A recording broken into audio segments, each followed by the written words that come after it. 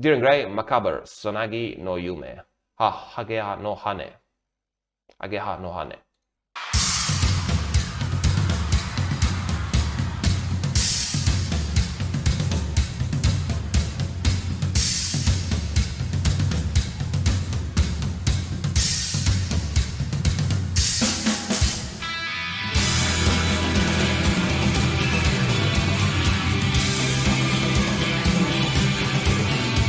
Such an insane song.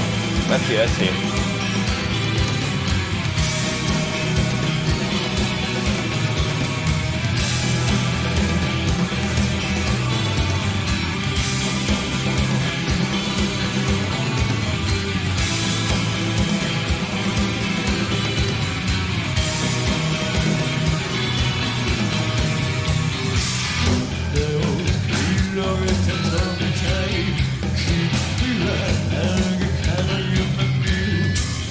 Appreciate the subtitle.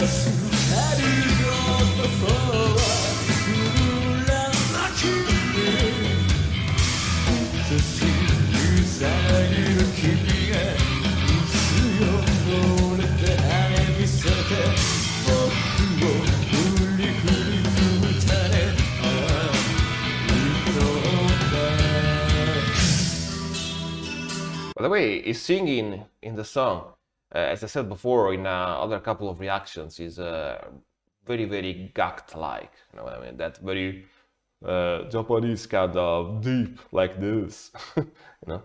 And yeah, I gotta say they have a very, very, very well recognizable kind of sound, you know. These very mellow, almost sad melodies, you know. Even when they play a little bit heavier kind of stuff, a little bit more on the doom slash slow death metal, you know what I mean? They have their very, very, very specific kind of sound. They don't really, at least what I can tell from the songs that I heard so far, they don't really ever strive from it, you know what I mean? They have this very specific formula composed by sad, slower melodies, power chords, melodic guitar transitions, you know what I mean? They have their very, very defined kind of style, you know what I mean? And that's interesting because it's a way that basically try to trademark them as a band, you know what I mean? That's a thing that a lot of bands, interestingly, that's a thing that a lot of bands that I'm reacting here on the channel, especially Japanese bands, don't have. They switch a lot in their music. They change music genres a lot. The melodic part here.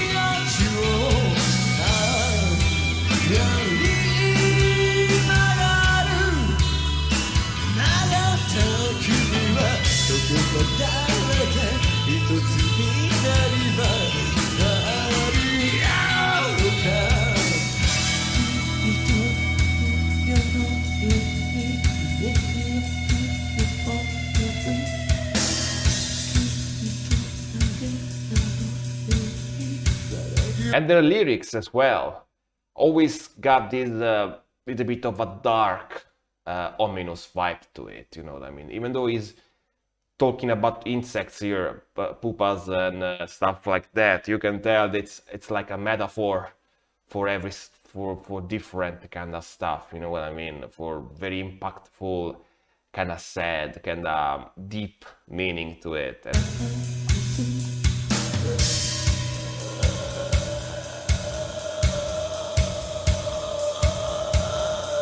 And that's this, they have this little bit interesting and sometimes weird vocals in their music as well.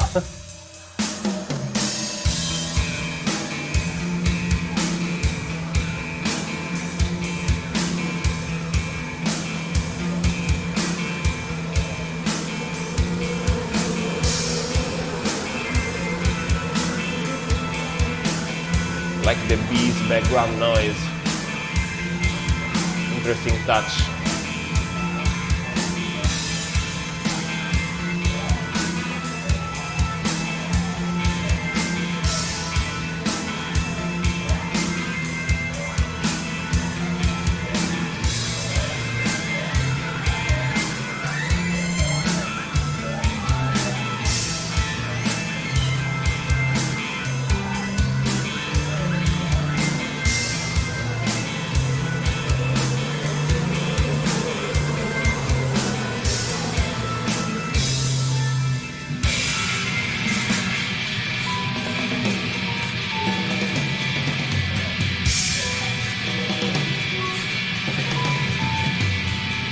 Interesting transition.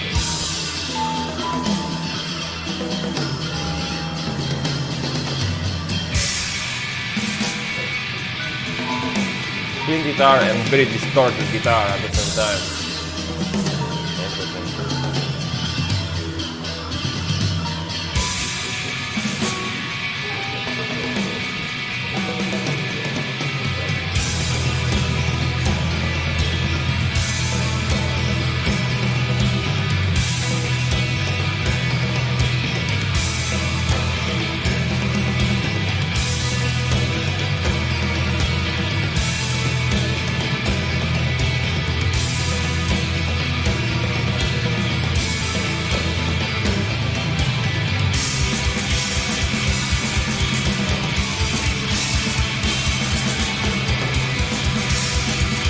The fact that they came up with this song in their early 20s is basically, yeah, that's very, very hard song to come up when you are that young to come up with.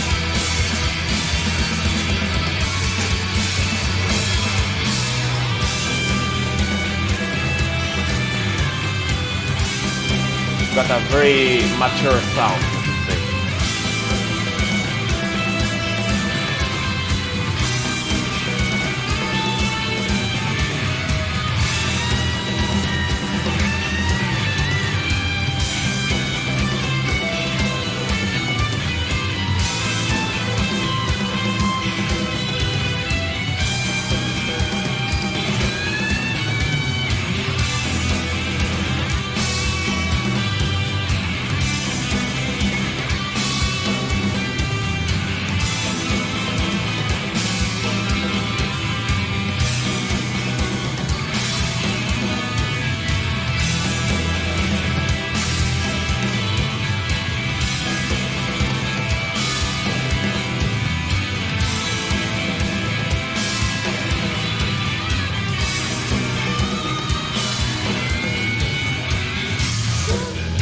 Cool drumming.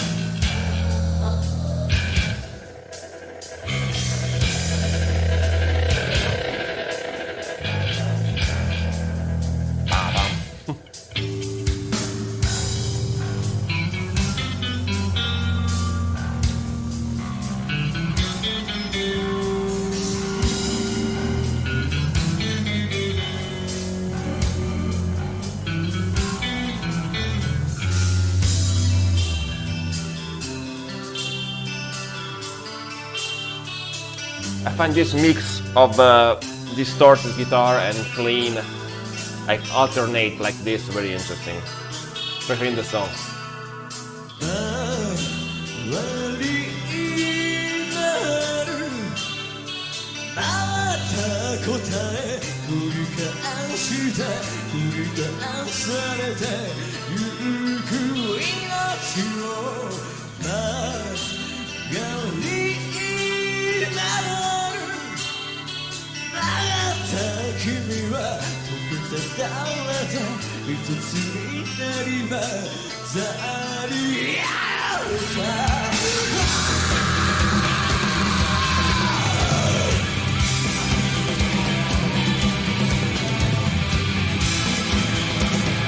Very epic drumming.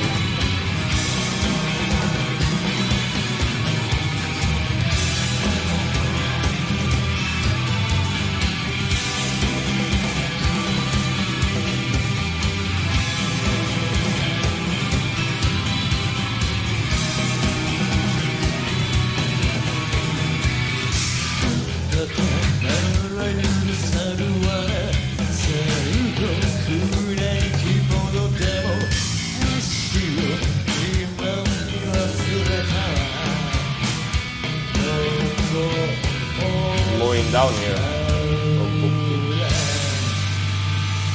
Okay, interesting ending.